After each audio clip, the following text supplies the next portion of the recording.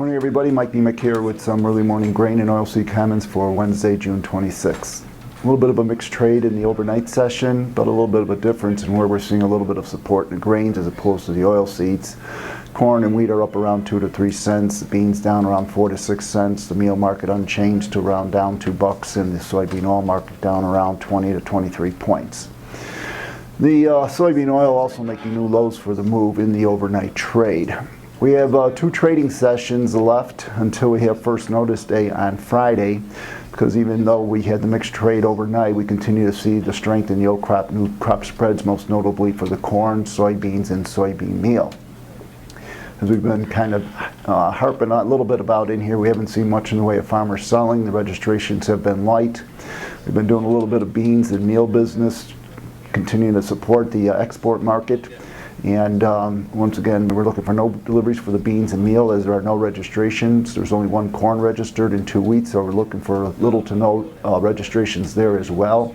And the soybean oil registrations continue to come on down. They're a little bit over 9,000, but the trade's looking for a little under 1,000 deliveries on first notice day. So that'll be something that we continue to monitor unless the quarterly grain stacks that comes out on Friday has something to alter that scenario.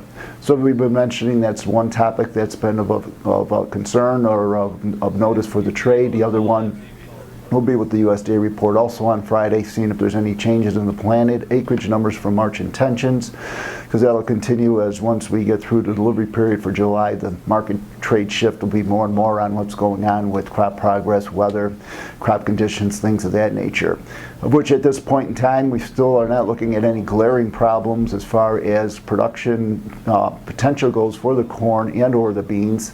We'll continue to see rains that move through the Midwest, and at this point in time, which is probably more important, no heat domes coming in as far as the short-term weather forecast goes. So that should be something of a non-bullish situation, as we've been saying, that the speculator may just not want to be coming back to our marketplace if we don't have any type of a weather threat. Other than that, other overnight news was kind of quiet. South Korea was a buyer of feed wheat optional origin. It continues to be a harbinger for the U.S. as far as trying to get export demand going when you have other cheaper suppliers. Taiwan passed on some beans in their overnight tender.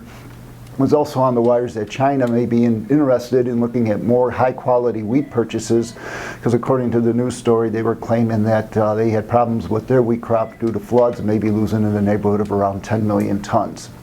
So anyway, we have somewhat of a mixed call. Waiting once again 2 more days until we have important USDA reports. Once again, these are my opinions, not that of ADM or ADMIS. Thank you.